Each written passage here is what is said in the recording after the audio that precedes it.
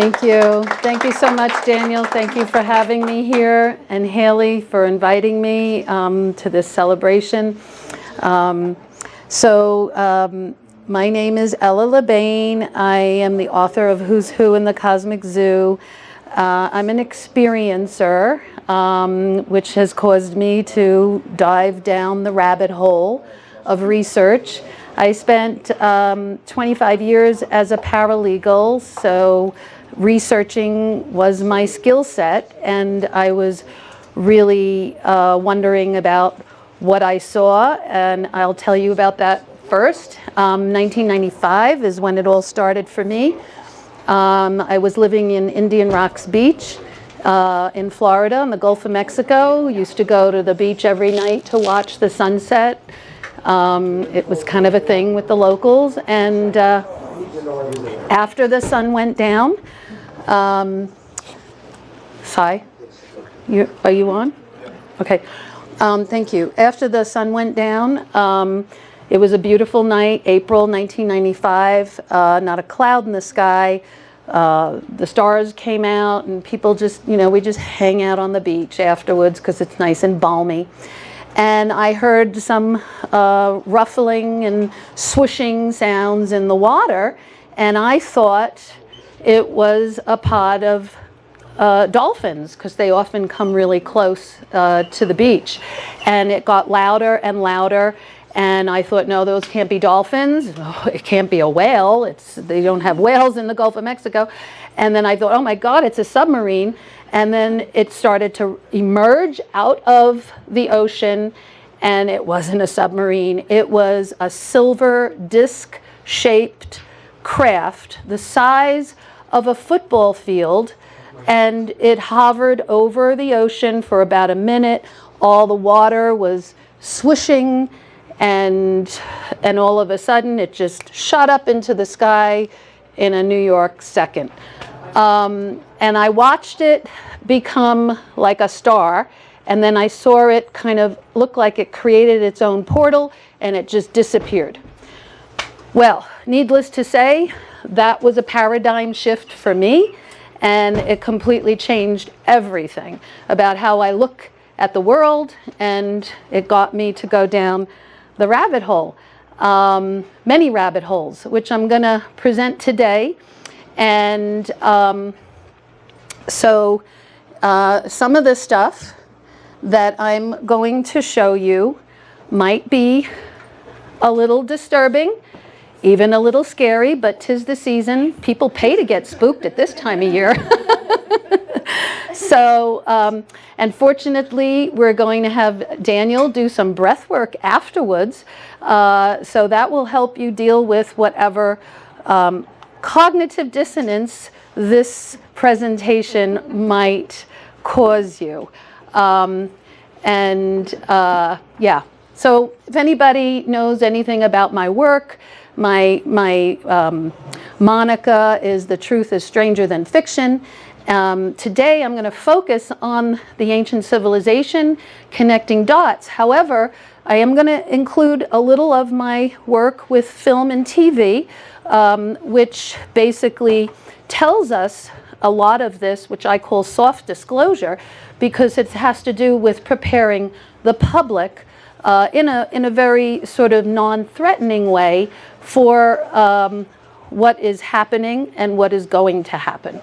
So take a deep breath. And I'm not here to offend anybody, but we're here to connect dots. And there's Pepe over there, and sometimes I feel like him. And this presentation might look like that at times, but just be patient. It'll all make sense in the end. So I appreciate your patience and understanding. And we're going to connect some dots here. So you ready? So here we go. So, the past is prologue. I don't think anybody can disagree with that, especially after hearing our goddess speak earlier about that. And, what goes around comes around is actually an astronomical term. And it has to do with the orbit of the planets and also our sun. Our sun moves. It's a spiral. And so these are ancient Sumerian tablets that basically left us messages for now about what is coming around. And it's Nibiru. The ancient Sumerians called it Nibiru, and that meant the planet of crossing. And you'll see why in a minute. Some of these photos I'm going to show you are very recent, and they come from a combination of space telescopes and the International Space Station. And I'm going to show you some videos that are pretty hot, meaning that they weren't officially released, but you're going to see them anyway. So this is what the media is not telling you and showing you, and I'm going to tell you why. So let's start with the ancient star maps. So the sketch on the left was what you saw. It's just pulled off from that black stone that I showed you in the beginning.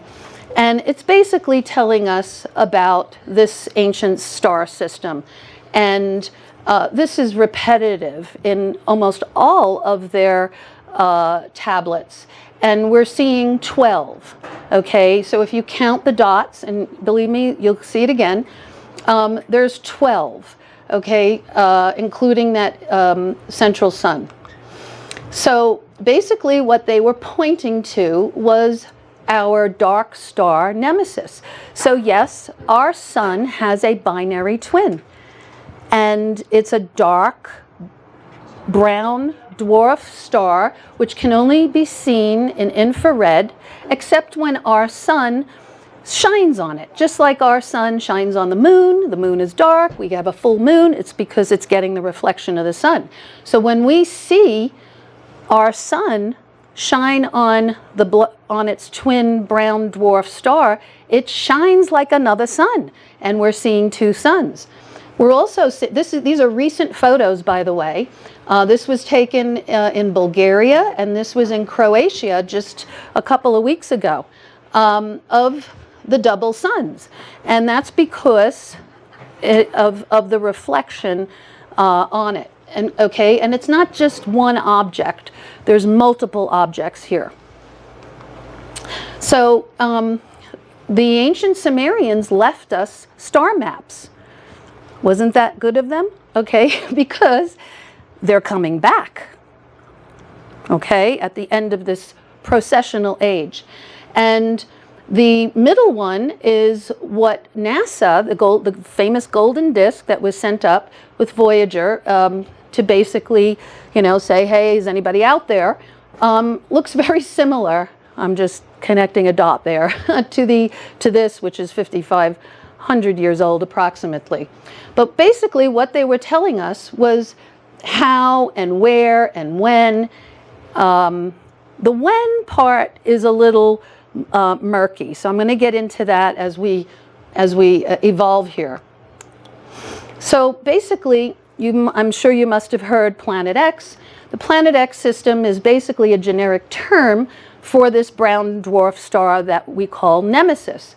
And it's a mini constellation of planets and moons, and it's our sun's smaller twin. And Nibiru, however, is the outermost planet from Nemesis. Excuse me. And Nibiru is like the red-headed stepchild, okay, because it's red, and also it has a rebellious orbit. It doesn't play well with the others.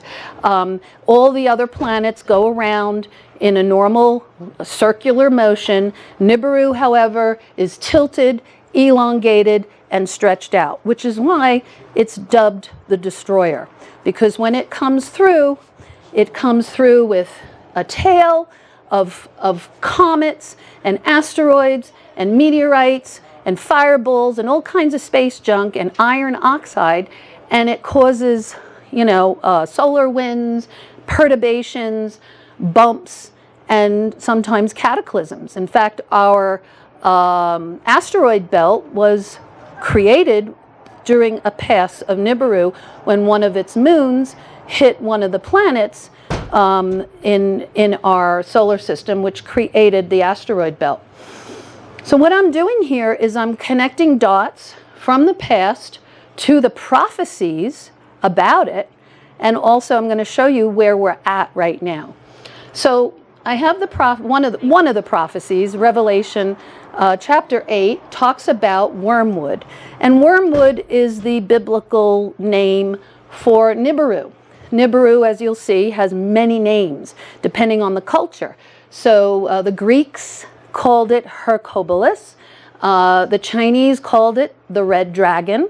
Of course, Nibiru comes from the ancient Sumerians. And if it wasn't for my inspiration, Zecharia Sitchin, we wouldn't be calling it Nibiru. We'd be calling it Planet X or Hercubolus.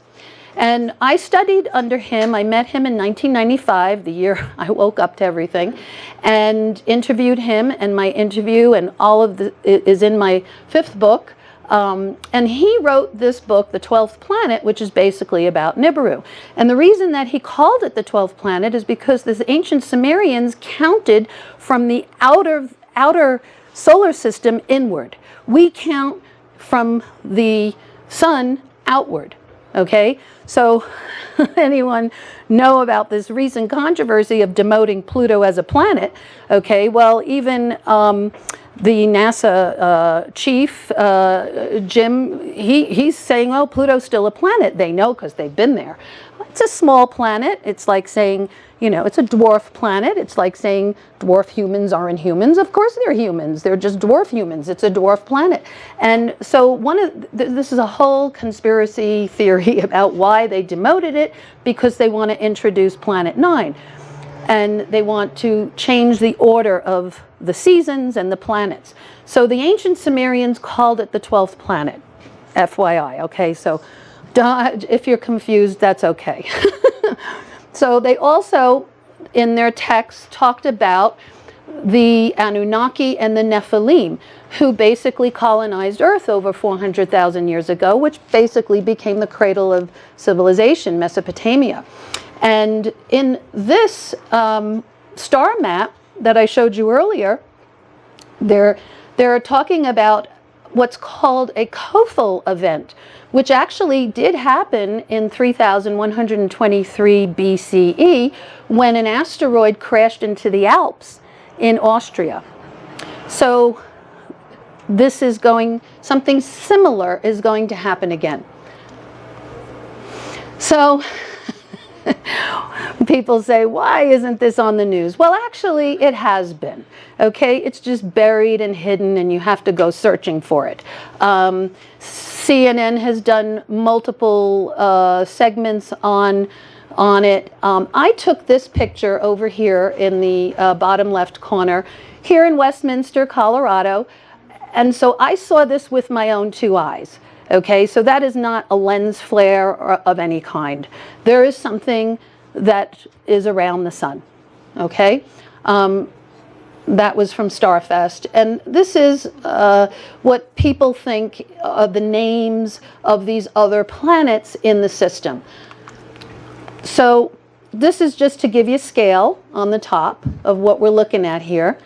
These are actual photos on the bottom from the space telescopes. Okay, so we're seeing this. We're seeing an object around the sun. We're seeing an object. The big black circle is the sun, because it's the SDO in black and white. The other 2 circular objects is not one of our planets.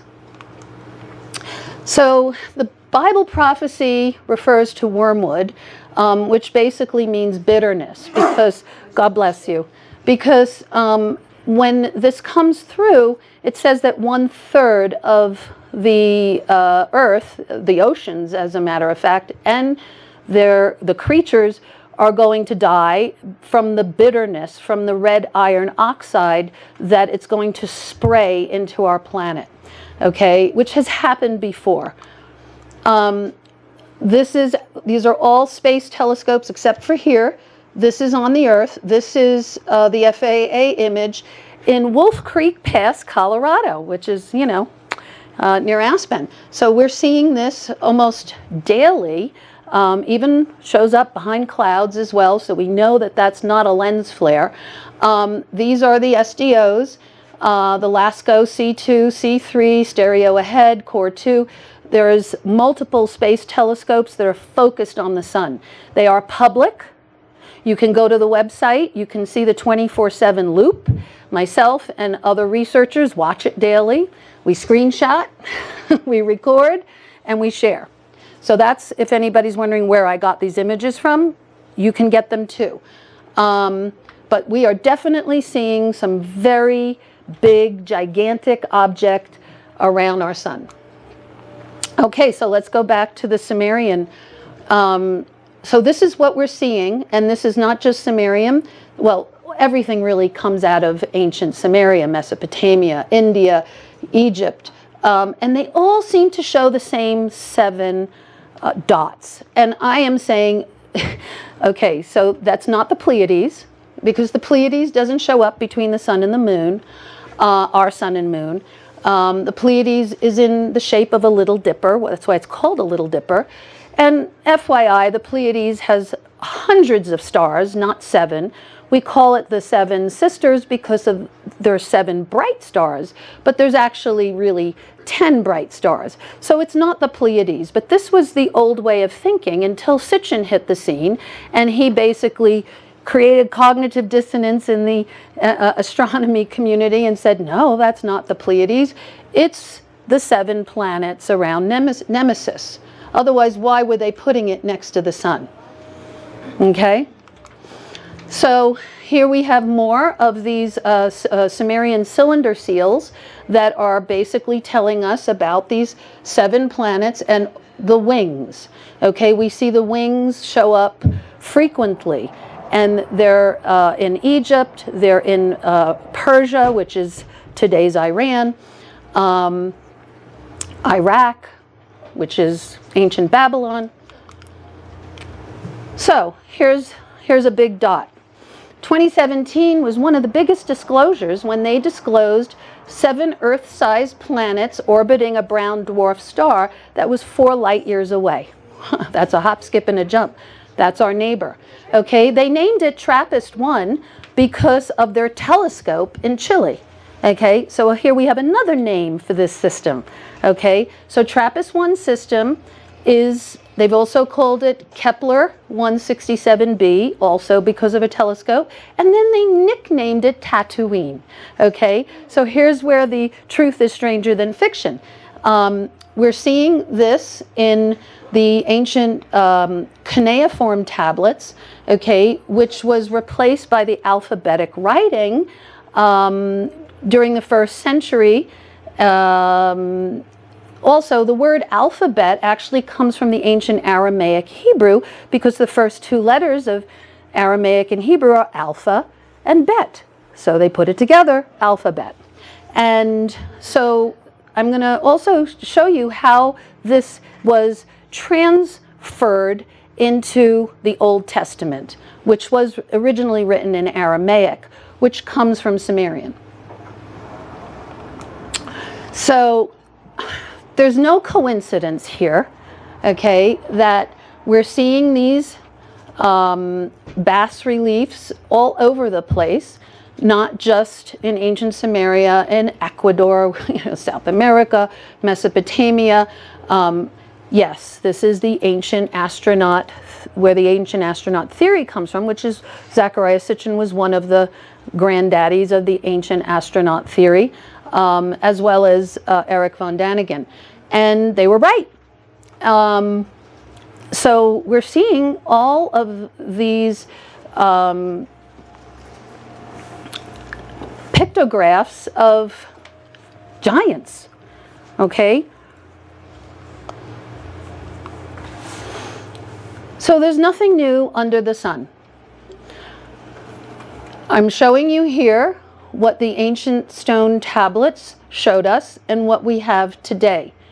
So I'm going to tell you something that comes from inside information that is coming down the pike soon, I don't know when, is that our government because they go underground, and they're constantly doing stuff under the earth, sometimes several miles deep.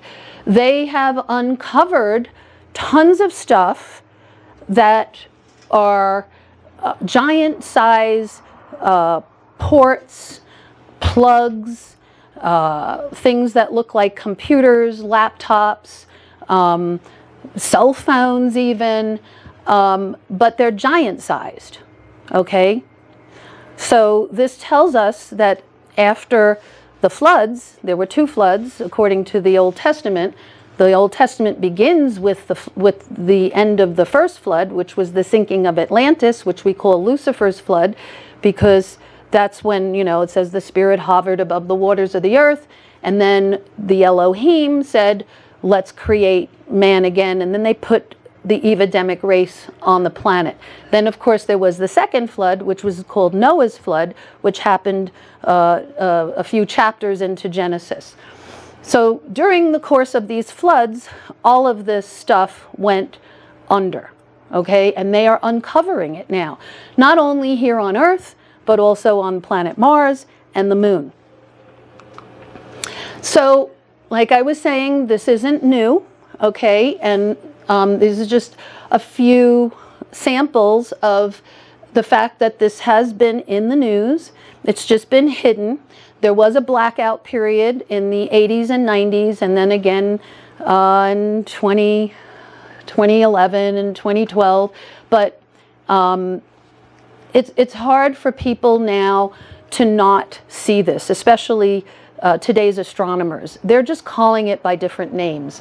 So in my book, The Heavens, I include this whole story here, which was a very fascinating story with Dr. Robert S. Harrington, who was the chief astronomer for NASA in the 1990s. And they were tracking Nibiru with their space telescopes. And this wasn't covered up, it was public. And Zecharia Sitchin and Robert S. Harrington had a meeting, and they both compared notes. Sitchin took his notes from the ancient Sumerian tablets, and Harrington had recent data from the space telescopes, and they basically met, okay? And there was just one little discrepancy about about the system, Nibiru actually, coming in from Virgo Libra, okay, from the southwest, coming up towards, and it's pulling on our South Pole, okay? So it was such an epic interview between the two of them, and so important for Sitchin.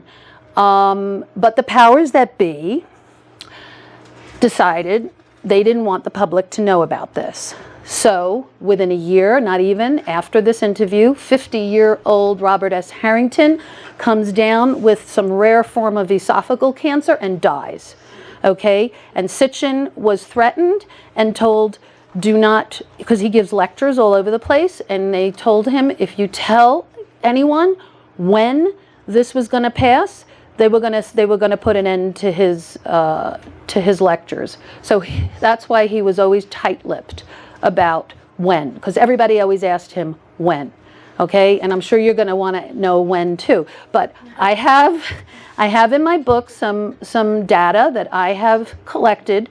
I don't give predictions, okay? And here's why.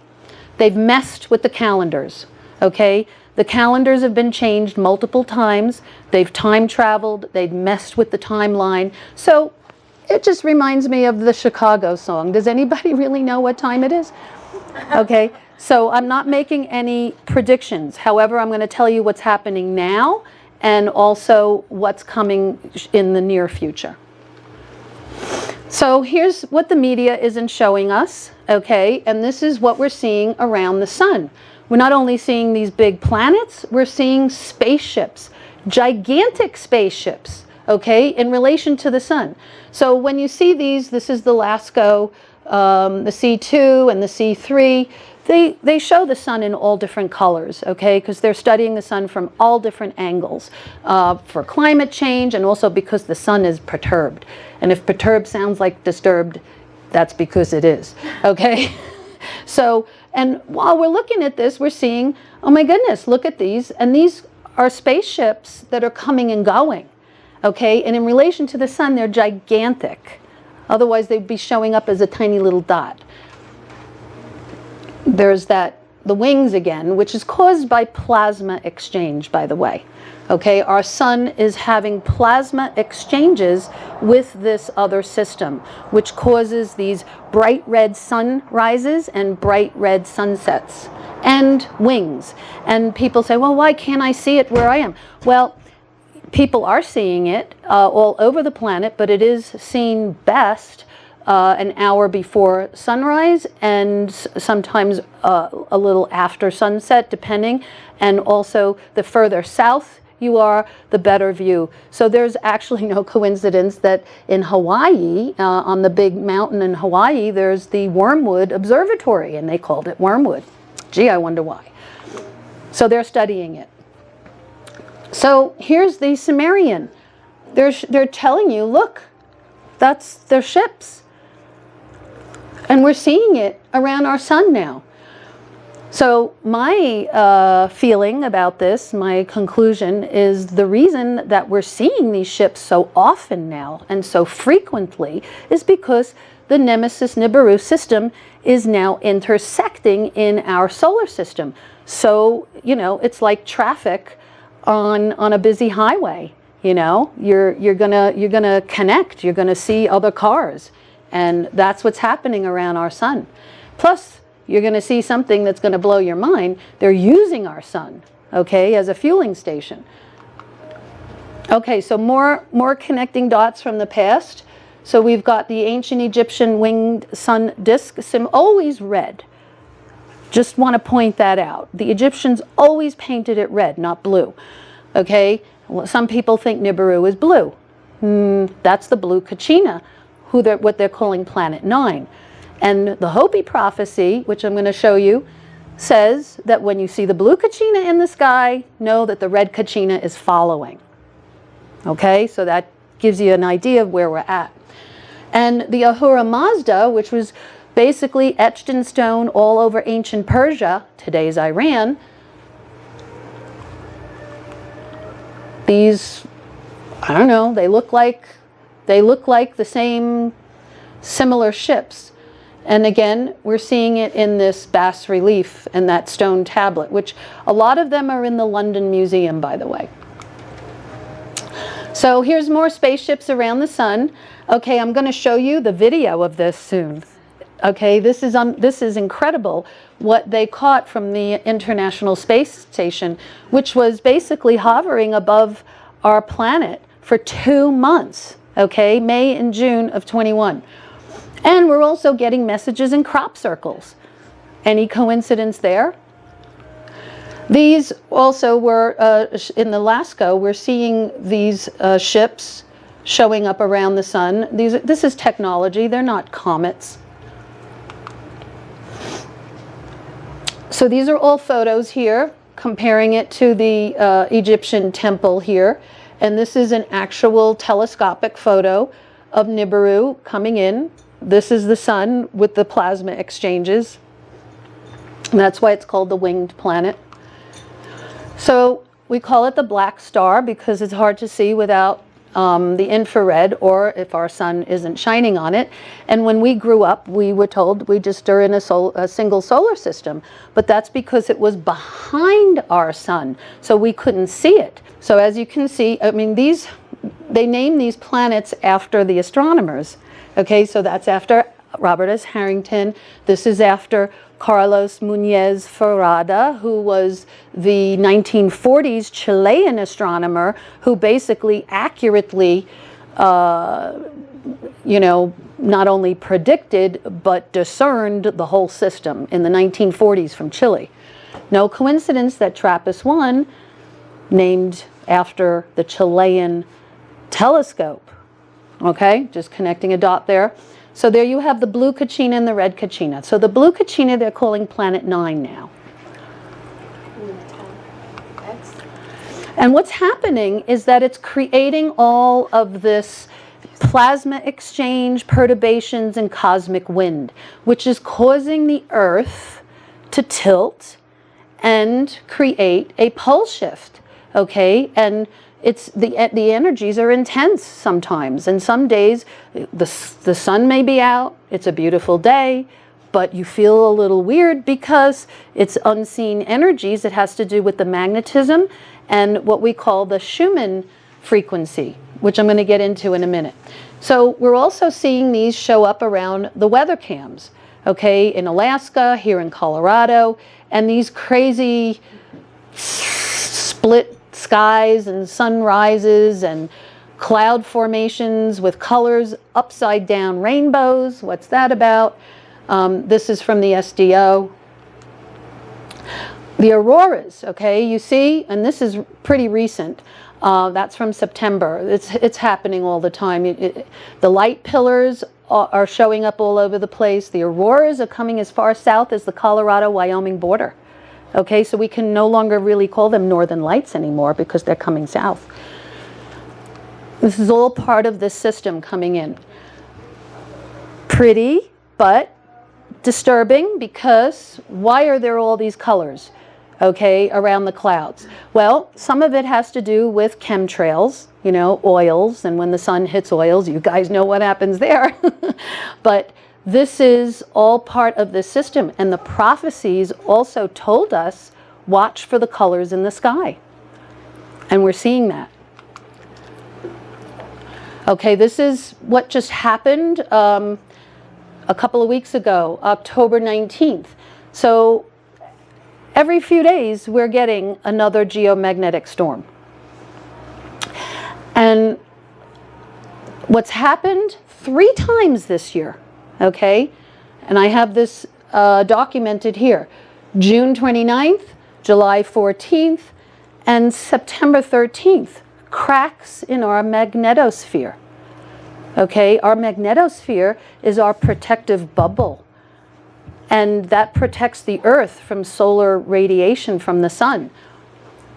And the radiation is coming through. Every time the sun belches with a solar flare or a coronal mass ejection, and it's facing towards the Earth gets bathed in it, and it's a wave. And sometimes it's stronger than others, like different levels. They have C class, M class, X class is the worst. So, and this is what's happening to us, okay? So, you know, for 25 years I used to do astrology, but I don't do astrology anymore because astrology doesn't include all this.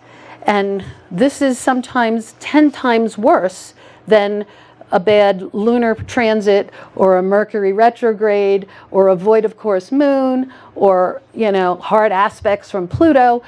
Okay, this is happening all over the planet and people are feeling it, okay?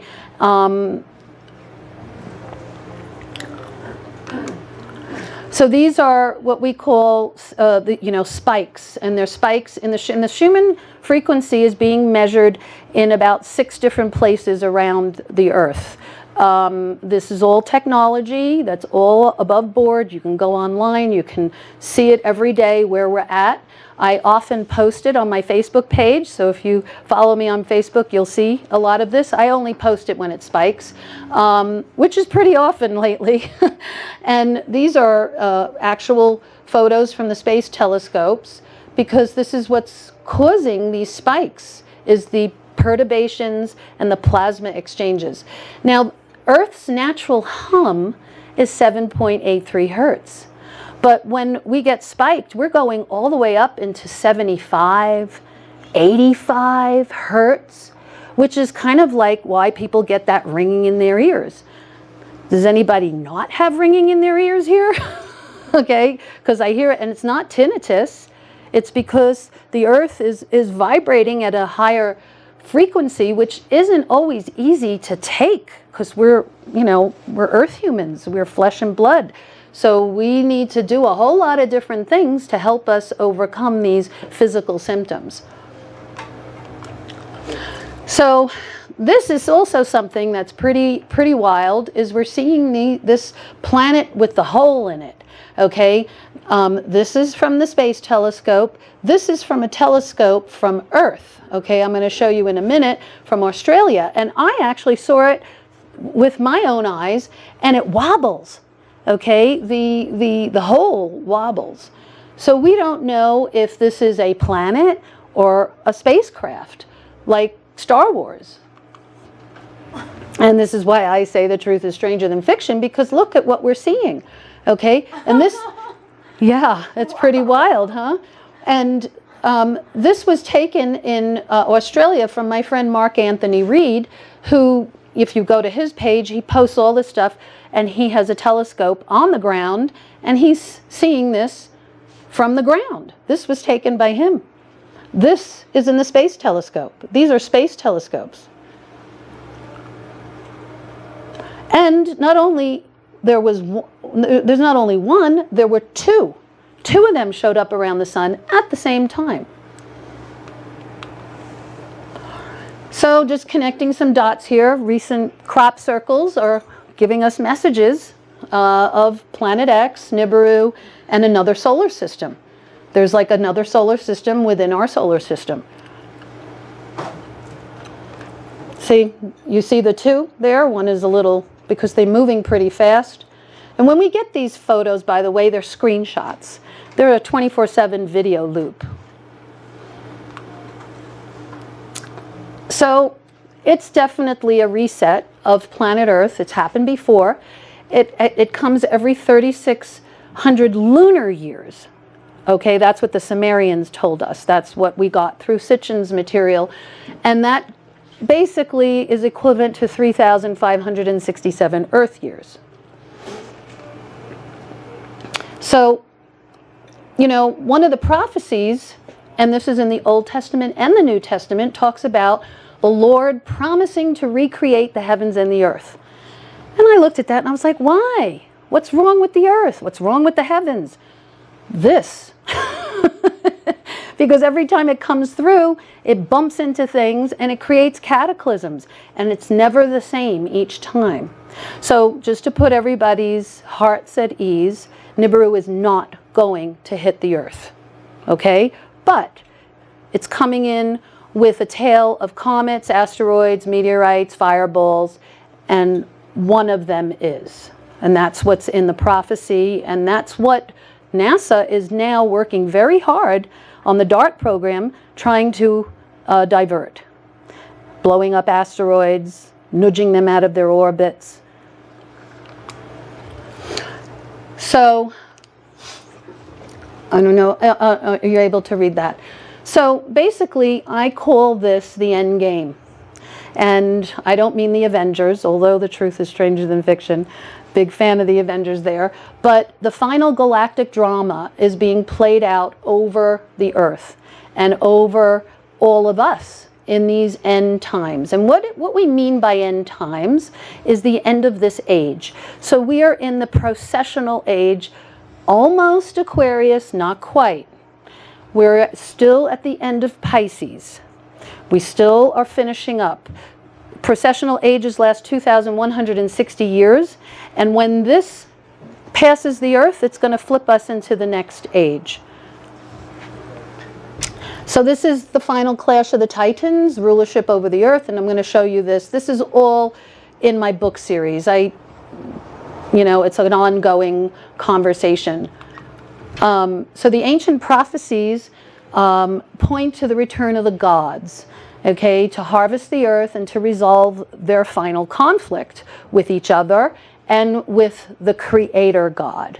Okay, so the Genesis biblical account is basically a synopsis and a continuation of the same story, only in a different language, that was originally written in stone in the ancient Sumerian cuneiform scripts and texts.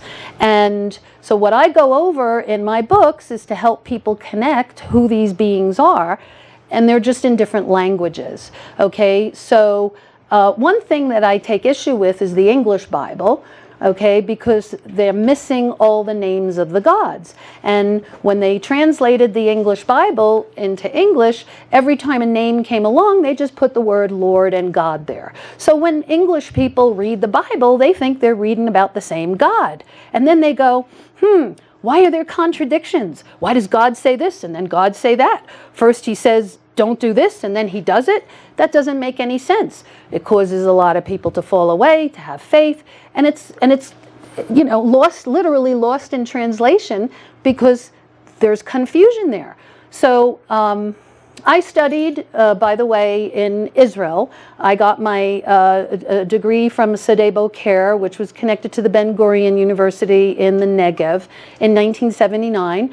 So, and I thought, when I woke up in '95 and I met Sitchin, who was also, he spoke 5 languages fluently, Hebrew as well, and I was like, wow, okay, so what it says in the Hebrew Bible and what it says in the English Bible are not the same thing. So in Sumerian, the Anu was the father god, okay, who is translated in Hebrew as El Shaddai.